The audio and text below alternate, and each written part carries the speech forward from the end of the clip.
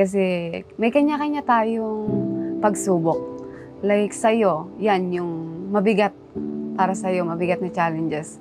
So, wag kang mawawalan talaga ng pag-asa kasi kapag nawalan ka ng tiwala sa sarili mo, parang mawawalan na yung sense, kumbaga.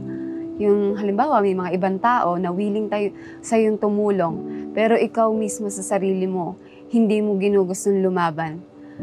Especially kasi, makakasurvive ka dyan, mapagtatanggol mo yan, kapag talaga ang pinakapunot dulo dyan is sarili mo muna po. Tsaka especially sa guide ni Lord. And kung may paniniwala ka sa Kanya, hindi ka mawawalan ng pag-asa.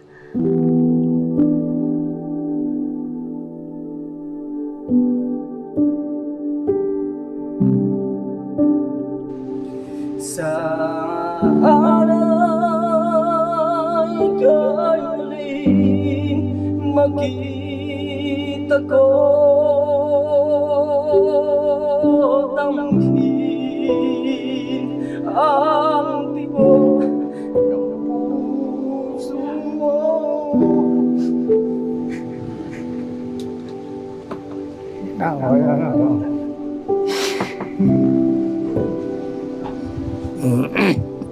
Talagang ganyan ang buhay. Bahala na Panginoon Diyos sa atin. Ay, Kuya Tekram, salamat. Naigabay niyo kami kahit sa mga taga-ibang bansa ng pagtulong. Naiyan ninyo kami. Natutulungan kami ng dahil sa inyo. Hindi po namin kilala yung mga iyan, kundi dahil sa inyo. Hindi po magbibigay sa akin ng tulong yung mga iyan. Salamat po sa kanila lahat bagay sa inyo.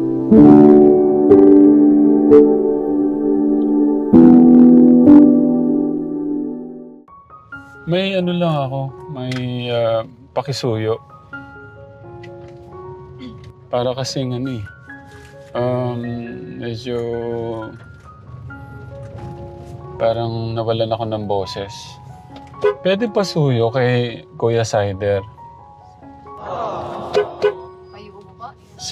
Yung may sakit. Pwedeng ikaw na lang ang mga musta. Kasi may nagpapaabot dun eh. Okay lang ba? Ayun po, gaano po siya sa akin, parang sinaksak ng mama. Ate, lagay mo tong mic. Yun ba, habang galing po kasi siya doon kala Kuya Resty po, na tumambay po, tapos po nung inaya po, sabi ko, tara muna ako dito, magkape, gano'n. Hanggang sa nakipagkwentuhan po, kinamusta ko nga po siya, kung ano po yung talagang kinuwento din po niya last time sa akin. Kaya sabi ko po sa kanya, dasal lang kasi baka di natin naman nga po hawak ang plan ni God na baka mamaya gulatin na lang tayo. May message sa'yo na siya willing sa'yong mag-donate para syempre kung ano yung wish mo. Kaya po sabi ko sa kanya, huwag ka pong mawawalan ng pag-asa. Kasi ano naman po talagang binibigay po sa atin yung challenges. Kaya po sabi ko, nag-aano nga po siya sa akin na napanghihinaan na nga po siya ng loob. Pero sabi ko sa kanya, ano lang po ako, tiyaga pa. Kasi hindi naman nga po ako natin hawak ang ni God. Namalay natin talagang isang araw, magugulat ka na lang, may pupunta dyan or magme-message sa'yo na talagang 100% na willing kang tulungan. Then sabi ko niya, mas ahead nga daw po siya sa akin ng age, pero parang yung mas nadadaig ko pa daw po siya. Sabi ko, huwag ka mawawalan ng pag-asa. Ganito mangyayari, Ate Karen. Ano po? May kailangan lang din ako munang asikasuhin. Apa? Kamustahin mo na muna siya, no? Apa, nakaka-chat ko naman nga po siya. Parang nagkukwento din po siya sa akin ng ganun. Pag ano po, ano pa po? May ano po ako, may pakikisuyo po ako kayo. Paano ba? Hindi naman challenge ang tawag doon. Ano ba? May parang kumbaga request. Ayan, may request. Kateka, may request ako kay Ate Karen natin. Ano lang, may kailangan po akong may kailangan akong kausapin. So, kaya mo na yan ha. Ano yun muna? Kumustahin mo muna siya. Apa. Tapos si nanay, ihatid ko na lang din muna, no? Opo. Sandali. Paano ba? Parang ba? Ayusin ko. Oopsie. So,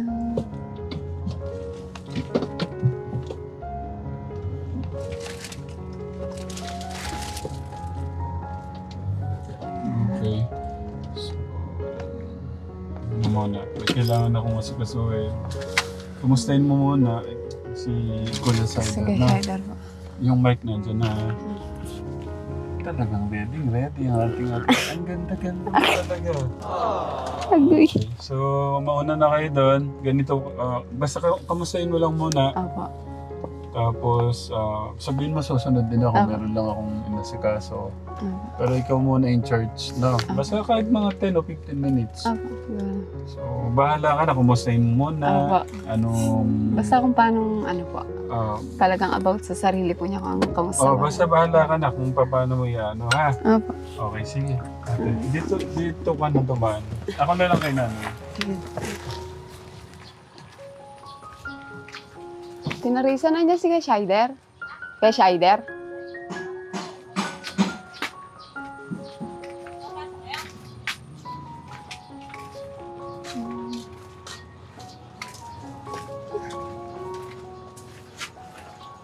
Pa-vlog ka na naman eh. Sige.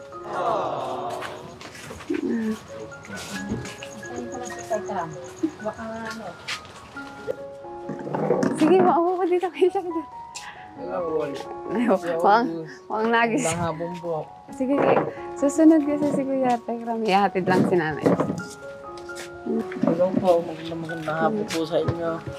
Dito.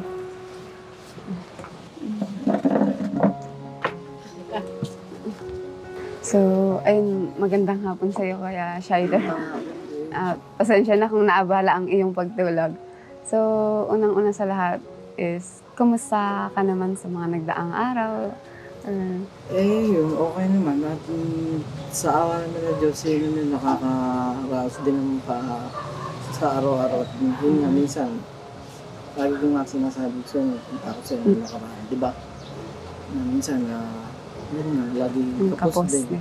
Sabi ko nga, sabi ko nga, lagi ako nagdatal sa Panginoon Diyos na sana ako, madami pa akong mas tumulong sa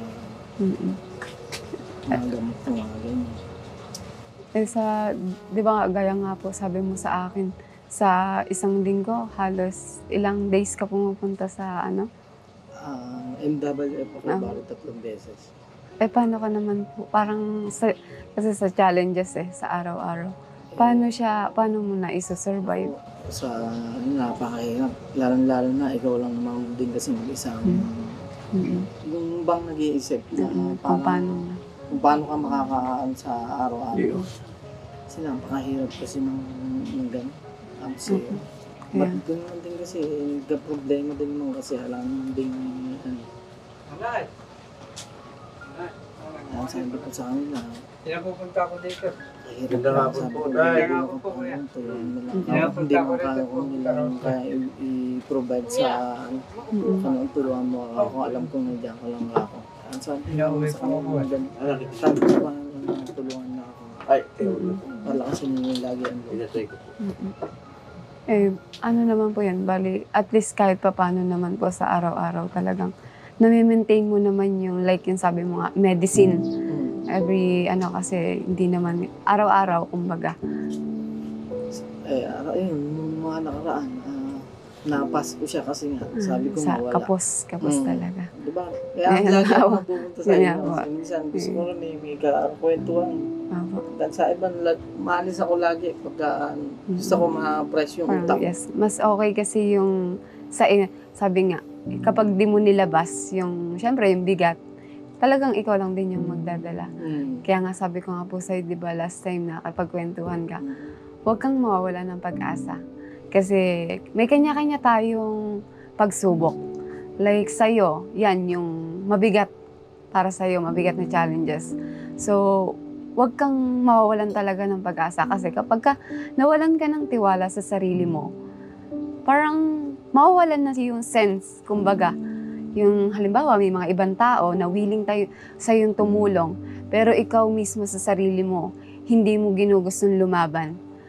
Especially kasi, makakasurvive ka dyan, mapagtatanggol mo yan, kapag talaga ang pinakapunot dulo dyan is sarili mo muna po. Tsaka especially sa guide ni Lord. And kung may paniniwala ka sa Kanya, hindi ka mawawala ng pag-asa. Kumbaga, sabi nga, plan is better. Kung ano yung plano niya, sabi, ikaw may plano ka sa sarili mo, pero alam natin na mas maganda yung plan ni God for you. Kaya sa age mo na 30 plus po ba? Ayun. Bata ka pa huwag ka pong susuko. Kasi nakikita natin na mas marami pa yung may malubhang kalagayan sa'yo, pero pinipilit nilang lumaban. Kaya ikaw, wag ka pong susuko. Kasi, talagang panapanahon, may perfect timing si God na ibibigay sa'yo. And sinabi ko nga po sa'yo nung nandun ka sa amin, magugulat ka na lang one day or anytime may magme-message sa'yo na ganito, talagang 100% na willing kang suportahan, willing kang tulungan. Kaya huwag kang mawawalan ng hope kay God. Yun kasi yung mas better. Kahit na puro negative thoughts yung nasa kapaligiran natin, kapag hanggat may pinangahawakan ka, hindi ka mawawalan ng pag-asa. Hanggat may naniniwala ka sa sarili mo na kaya mo and sa talagang will ni God na may tutulong sa'yo at yung ano yun talagang ibibigay niya para sa'yo, malalampasan mo Kaya wag ka pong susuko. Mabigat man siya, kumbaga talagang hindi mo siya expect. Kasi mga nagdaang panahon talagang hindi mo naman po talaga iniisip na mangyayari sa buhay mo yan. Sadyang talagang may pagsubok na binibigay sa atin ni God. Doon niya kasi tayo itetest kung gaano ba yung pananampalataya mo sa Kanya. Kaya ikaw, wag kang mawawalan ng pag-asa sa sarili mo na kaya mo at pag-asa para kay God. Naniniwala ako na isang araw may darating sa'yo na hindi natin expect na ayun na pala yung best gift of God for you para sa better of life mo. Kaya wag kang mawawalan. Sabi nga, hanggang may bukas, may pag-asa. Kaya laban lang.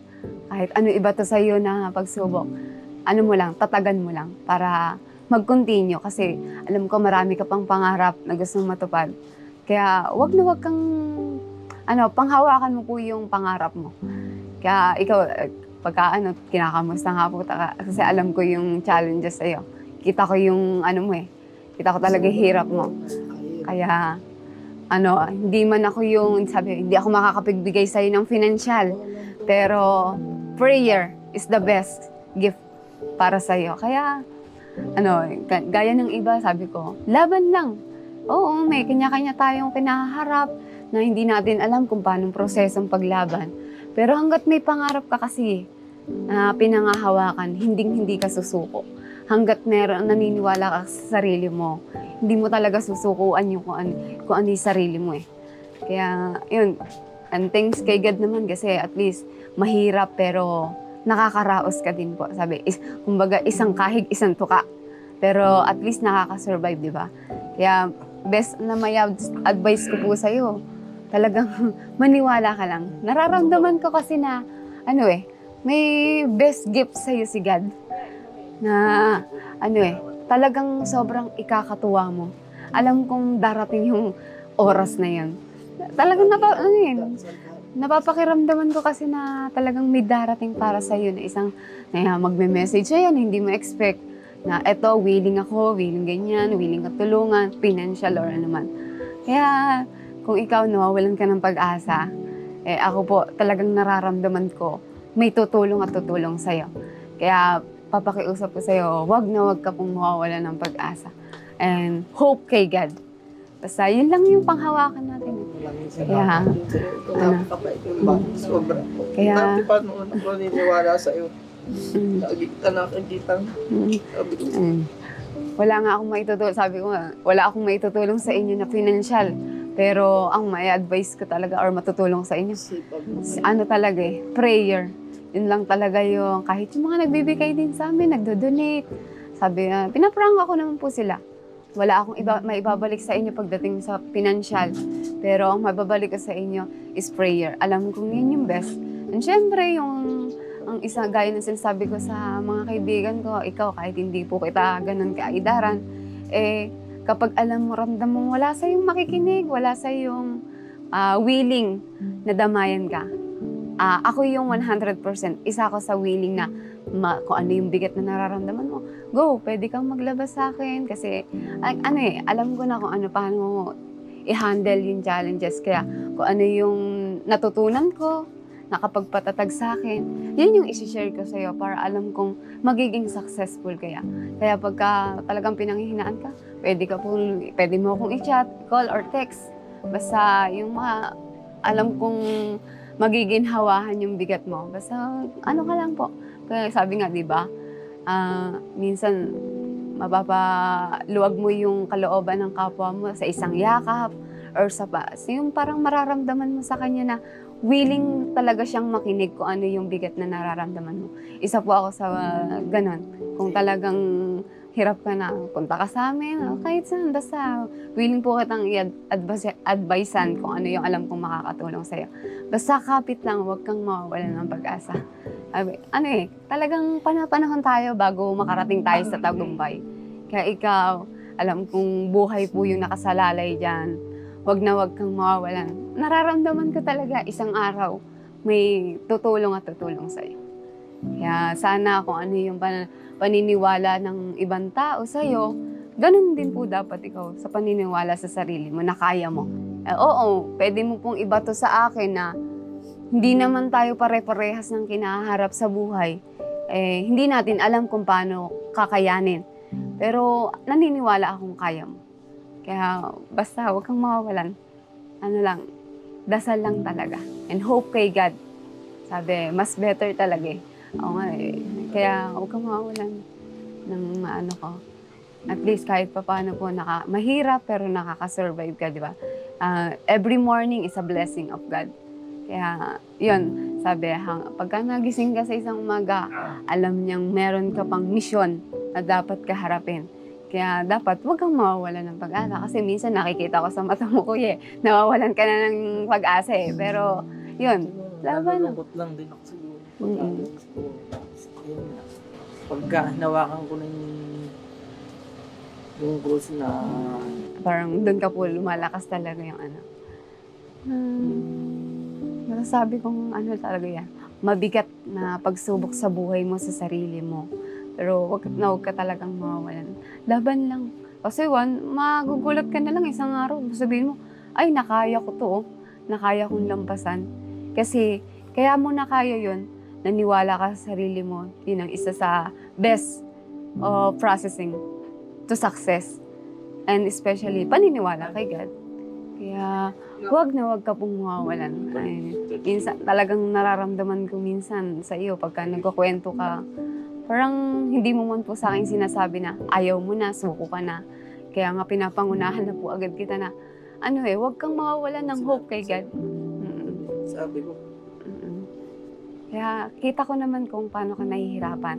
And basta malakas po kasi nararamdaman ko na isang araw may naniniwala ako na may magte-text sa'yo, may tatawag sa'yo, may pupunta dito para tulungan ka. Kasi ayun na yung ginamit ni God na instrument. Kaya papakiusap ko sa'yo, huwag kang mawawalan ng tiwala sa sarili mo and hope kay God.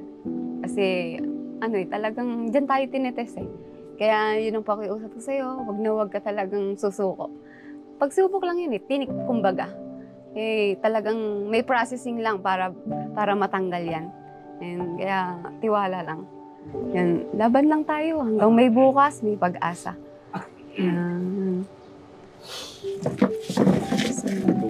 Paano ba kanya naman si Ate Karen? Teka. Ang galing ng ating Tinitrain ko nga siya sabi ko lang na meron akong lalakarin doon. Pero inatid ko lang si mama niya. Kamusta? Okay naman po. Pinaiyak ka yata. Ito kaya kayo. Hindi, dinig ako. Malakas yung ano. May ano na ba? May magdo-donate na ng ano? Wala pa pong naglalakas na loob eh. Pero, yun nga po. Lagi Hello ko po. nga po. Kapatid mo ba yan? Opo, kuya ko po. Kuya. Ay, di ko. Kumusta po hindi kayo? ko po. Diko. Siya yung panganay. Hindi po, pangalawa po. Yung Panganay. Kumusta po kayo? Baka pwede ko kayong makausap. Kapatid sa kapatid. Hindi, okay lang dito. Okay lang po. Gusto ko lang makakuha ng aral sa magkapatid. Gusto ko lang itanong kasi siyempre masakit sa isang kapatid na malaman mo na nung kapatid mo parang may taning nasa buhay kung walang ano, di ba? Bilang kapatid, paano niyo po siya na bibigyan ng lakas? Sinasabi na lang po namin na magpakatatag siya, gano'n. Tibayan niya na kahit pa paano, nandito naman kami, gano'n. Sinasabihan namin siyang gano'n. Na basta kayanin niya. Lagi lang siya magdadasal. Gagaling pa rin siya. Yan binibigay namin salita sa kanya. Para kahit pa paano yung bigat na loob na nararamdaman niya, gagawa ng katawan niya. Kahit wala kaming, naiyak ko siya. Wala kaming magawa sa kanyang paraan. Kahit konting ano lang, yung pagsasalita, ibibigay namin sa kanya na lumakas siya. Kasi ang hirap sa amin kasi kahit salita lang maibigay namin sa kanya. Kahit wala kaming pinansyal. Gano'ng kasakit to sa inyo nung nalaman niyo yung gano'n, meron siyang sakit na gano'n? Biglaan po kasi yun eh. Hindi po namin kaya nung oras po na yan, nung pinadala na po namin siya, wala na po kaming magawa nun eh. Talagang biglang-bigla po. Hindi po namin inaasahan yun na gano'n mangyayari. Kaya nalungkot po kami lahat. Bigla nga po siyang tinamaan ng gano'n na sakit. Wala na pong magagawa, nandun na po yun. Ngayon po, minsan pampalakas ng loob sa kapatid. Sabi ko nung sa kanya, ginagawa niya lahat ng paraan. Nakukuha niya, makakanta siya, nalilibang niya sarili niya talaga po eh. Ituloy mo lang ngayon para lahat ng sakit mo nararamdaman ng katawan mo. Hindi mawala ang stress ng katawan mo. Puro ganon. Papalakasin mo loob mo, huwag mong ginagawa, pinahihina mo, huwag ka nag-iisip ng mga negative o ano sa katawan mo. Basta tandaan mo, dito naman kami eh. Kahit wala, meron. Parang kayong pinagbiyak ng bunga. No. Matangkad nga na si... Pangalan niyo mo, kuya? John po. Kuya John. Ilan taon na kayo? 38 po. 38. Tapos 20... 34. 34. Konti lang pala yung... May anak na po kayo? Meron po. May apo na rin po. Kabata niyong may apo? Opo. Bali ano po, nakapag-asawa apo ko, around 17. Ay, yung anak ko, 17 years old. Yeah. Narinig niyo po ba yung ano? Or napanood niyo yung vlog ko sa kanya? Opo. Parang inaano po niya na parang meron isa sa mga kapatid ko po. na... Nung narinig niyo po yun, anong... Ganun po, sinasabi ko, iniisip ko, di ko naman po masabi na ako po pwede. Kasi po, meron din po akong nararamdaman sa katawan. Kaya po kahit gustuin ko, hindi ko po kaya. Hihirapan po ang katawan ko eh. Meron na rin po. Una po kasi, tulad po yun, nung nakaraan, iinom ako, iniwasan ko na rin po. Kasi po, may nararamdaman na katawan ko eh. Kaya iniwasan ko po ang pag-inom. So hindi lang pala kay Kuya Sider, kayo din po pala nainom. Totoo po, kahit kagustuhan ko naman po sa kanya, hindi ko naman po pwede. Kasi po, talagang kahit ako, may nararamdaman din. Bilang isang kapatid, kasi sa isang kapatid, marinig mong gano'n na parang tulungan niyo ako mga kapatid, pero ano din eh, no? Opo, masakit Parang po. ang bigat eh, no? Opo, masakit po. Sa tulad po minsan, nakikita namin. So paminsan kung walang pambili ng gamot, nasasabi na lang po niya na, sinanay na lang po kasi mahiyain po siya. Ang meron, bigay lang po kami ng kahit konti. Pambili ng gamot. Konti-konti po, minsan po kasi talaga hirap. Wala po. Kung magpapayo yung tatay sa dalawang anak, ano po yung gusto niyo sabihin, tay? Huwag na sila iinom uli, kailanman. Tsaka, idalangin na lang namin yung kapatid nila. Humaba ang buhay at o kaya mabigyan pa ng pagkakataon na baka sakaling gumaling. Yun lang. Dahil sa kahirapan ng buhay namin.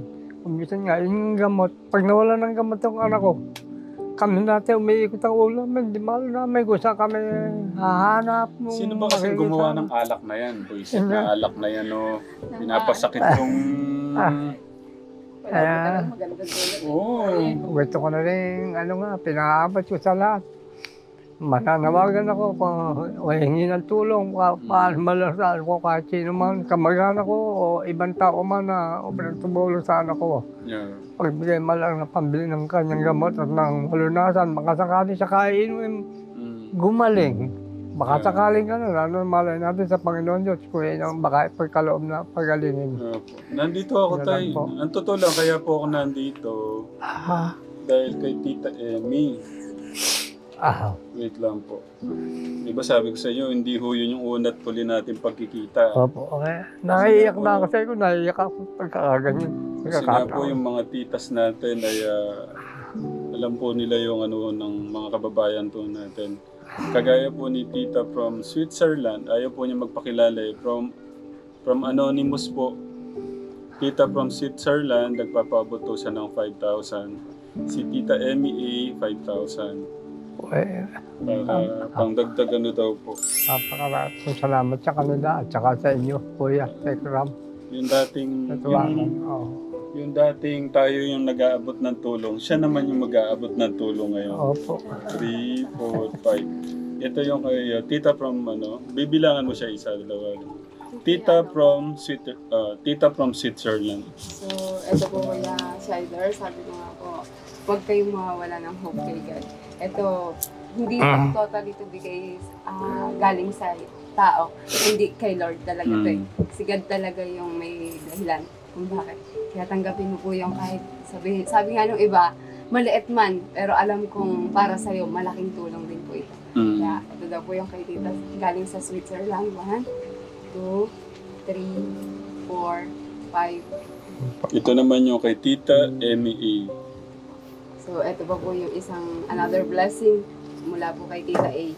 1, 2, 3, Ay, napakalaking salamat po sa kanila. Welcome tayo. Pagmamahal po nila yan. Kahit na sila pinaawat ko sa kanila rin ng pasasalamat, pagtulong sa anak ko. Pangalawa sa inyo. Welcome Kuya. tayo. Opo. Saka hindi dahil sa inyo, hindi naman namin alam yan. Hindi makakatulong sa amin mga tao na yun. Kayo rin po ang may turo na para makatulong sa ko, yung mga tao na yan. Kayo rin. At sa inyo rin po ang utang na loob namin. Wala po yun, tay. Maliit na bagay. Pagmamahal po ng ating Diyos yan. Sa lahat po ng mga kapigrama, sa sponsor po, sa nagbigay po ko. Especially sa dalawang sponsor sa Tita Emmy, tsaka Tita from Switzerland. Tita. From Switzerland. From Switzerland. Maraming salamat po sa inyo, Tita. Walang sawang pagtulong po sa inyo.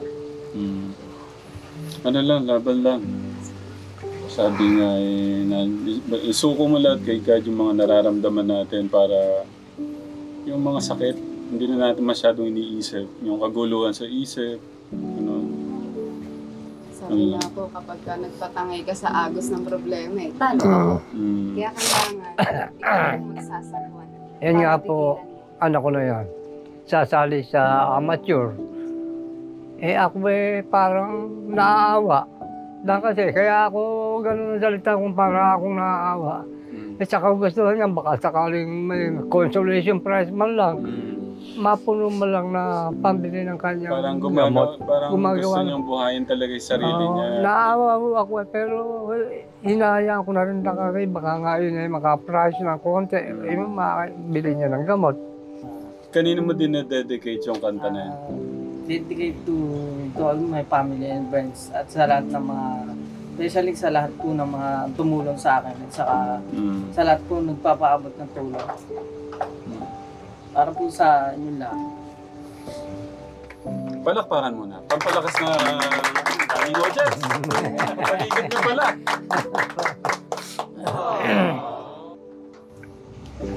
Paano ang puso kong ito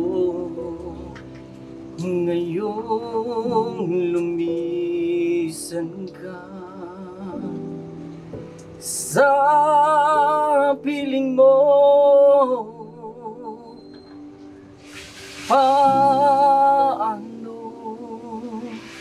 mga pangarap,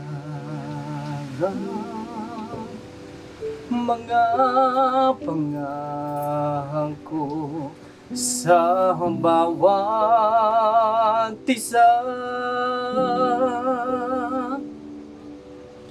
Sana ika'y muling makita ko, tamhin ang tibok ng puso mo.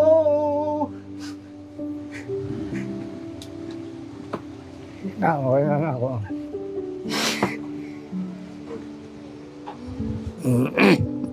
Talagang ganyan ang buhay. Bahala na Panginoon Diyos sa atin. Dito ko po ganyan, sobrang Oo. hirap po.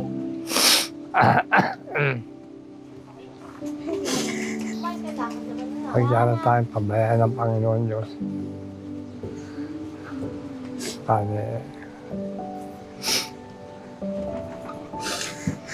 Ay, Kuya Tekram. Aray, salamat. Naigabay niyo kami kahit sa mga taga-ibang bansa ng pagtulong na iyan ninyo kami. Natutulungan kami ng dahil sa inyo. Hindi po namin kilala yung mga iyan, kundi dahil sa inyo. Hindi po magbibigay sa amin ng tulong yung mga iyan. Salamat na salamat po sa kanila lahat maging sa inyo.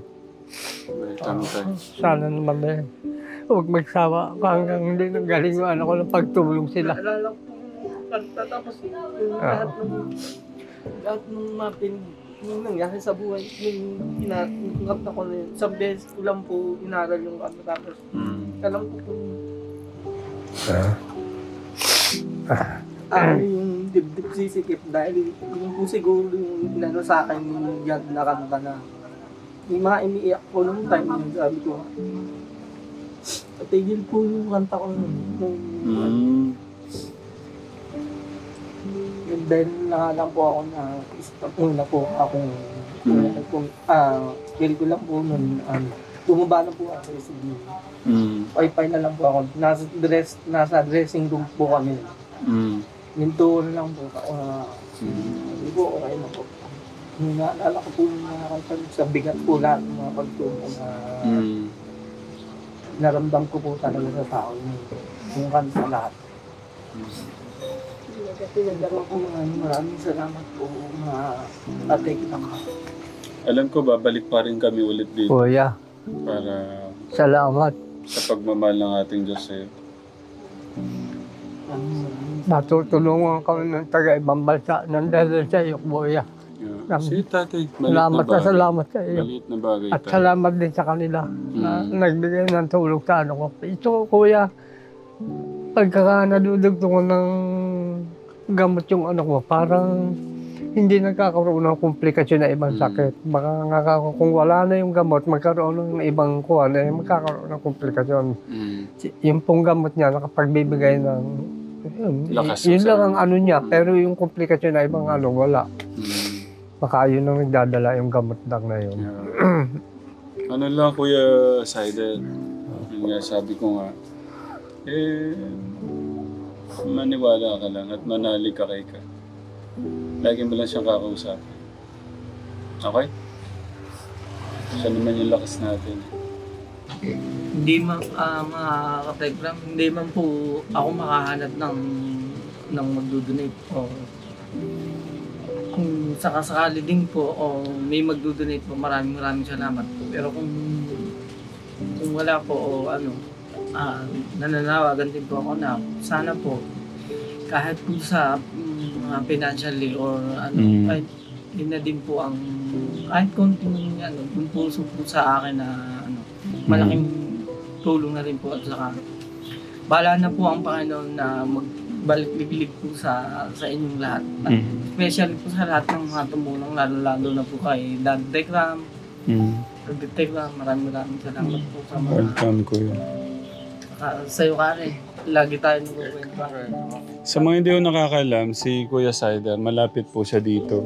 Nga sabi ko nun, habang ginagawa po namin yung bahay niya, nila Ate Karen, lumapit po si Kuya. Dahil sa kagustuhan po niya madugtungan po yung buhay niya. Linakasan yung loob niya, makausap tayo at yun, nagsimula po yung ano natin.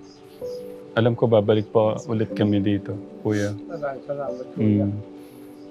May pupuntahan pa rin po kasi kami. Anytime, pwede kang pumunta doon. Text or tawagan mo po ako. Willing akong damayan ka sa pakikinig, sa pag-a-advise. Yun yung kaya ko pa pong ibigay sa inyo ngayon. Kaya laban na, huwag kang mawawala ng pag-asa.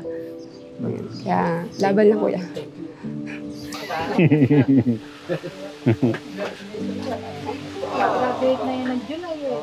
July 9. Ang ganda ho ng binili naming dress.